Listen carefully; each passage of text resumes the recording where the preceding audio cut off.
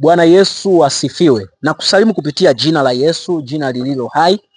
Kumbuka tunaendelea na somo la kumjua Mungu. Kumjua Mungu, msingi wetu ni katika kile kitabu cha Luka sura ya kwanza na ule mstari wa 3, kwamba nimejitafutia usahihi wa mambo yote. Huyo Luka anazungumza hayo mambo kwamba nimejitafutia usahihi wa mambo yote. Leo natamani nikuoneshe jambo muhimu sana. Ukimjua Mungu kwa uchache ndivyo ambavyo utamuona hivyo. Ndio maana kwenye maisha yako moja ya kitu ambacho unapaswa ukifahamu sana ni kumjua Mungu. Na moja ya silaha ambayo shetani anayo sasa katikati ya dunia hii ni kuwafanya watu wasimjue Mungu, ni kuwafanya watu wasimuelewe Mungu. Na ndio maana ukipoteza uelewa wako juu ya Mungu, kuna vitu hautakuwa mnufaika katikati ya ufalme. Ufalme huu wa Mungu unahitaji uwe na ufahamu juu ya vitu, katikati ya vitu ambavyo vinakuzunguka, katikati ya Mungu ambaye unamwabudu. Usipomfahamu Mungu ambaye unamwabudu, hautamwabudu kwa uzuri, moja. Pili, hautakuwa mnufaika wa huyo Mungu ambaye unamwabudu. Kwa maana ukisoma kitabu cha Yohana sura ya 2, unaona ni habari ya harusi ambayo ilikuwepo mji wa Kana huko Galilaya. Harusi hiyo ambayo ilikuwepo huko, Yesu alialikwa na wanafunzi wake. Na mama yake Yesu pia alikuwepo. Divai ilipowatindikia, mama yake Yesu akamfuata Yesu. Anamwambia hawana divai, imewatindikia, imewaishia.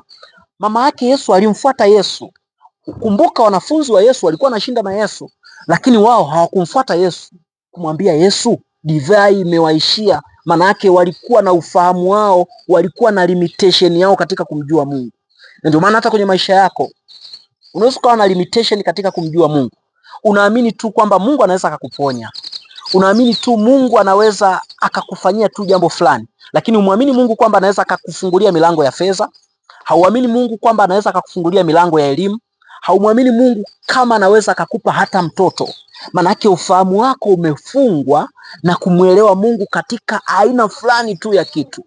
Ndio maana Yesu anafuatwa na mama yake kwamba hawana divai. Manake Mariamu alikuwa anamjua Yesu. Manake ni mtoto wake, anamjua, anamfahamu vizuri.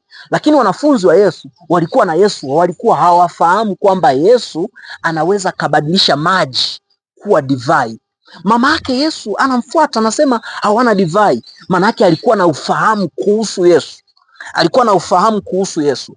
Manake kitakacho kufanya uwe mnufaika wa Yesu, kitakacho kufanya uwe mnufaika wa ufalme wa Mungu, ni ufahamu wako kuwa mkubwa katikati ya huo ufalme.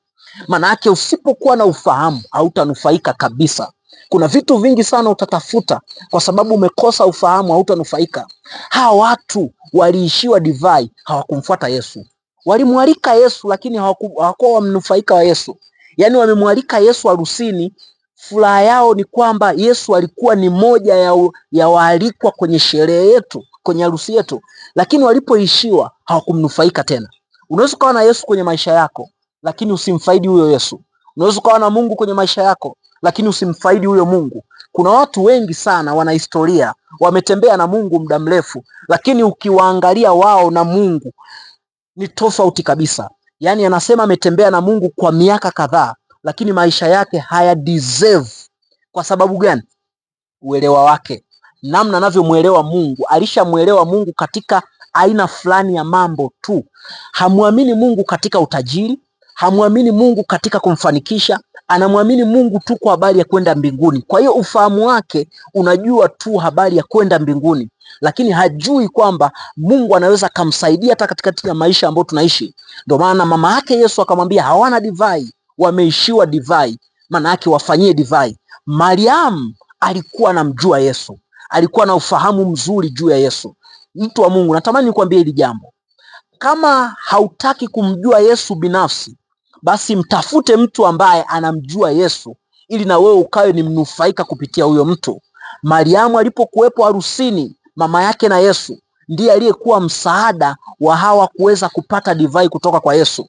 Kwa hiyo chagua moja kwenye maisha yako. Umwelewe Yesu wewe mwenyewe binafsi, au mtafute mtu ambaye amekutana na Yesu na anamjua Yesu, ili uweze kufaidi neema kutokana na huyo mtu. Kwa mambo ni mawili, umtafute Yesu personal, au uweze kumpata mtu ambaye atakuelekeza. Manake umpate mtu ambaye anakuambia bwana, una issue ya uzazi, ukifanya 1 2 3 Mungu atakusaidia. umpate mtu ambaye anakuambia hata hili jambo Mungu anaweza, hata hili jambo Mungu anaweza akafanya. Maana yake wewe binafsi unaweza ukawa hufahamu kuhusu Mungu, lakini takiwa umpate mtu ambaye atakusaidia kuweza kumfahamu Mungu. Neema ya Mungu ikawe nyingi kwako na kuzidishwa kwa wingi, ukakue katika kumjua Mungu, ukakue katika neema, ukakue katika ukubwa, katika jina la Yesu Kristo. Mungu akutunze. Shalom.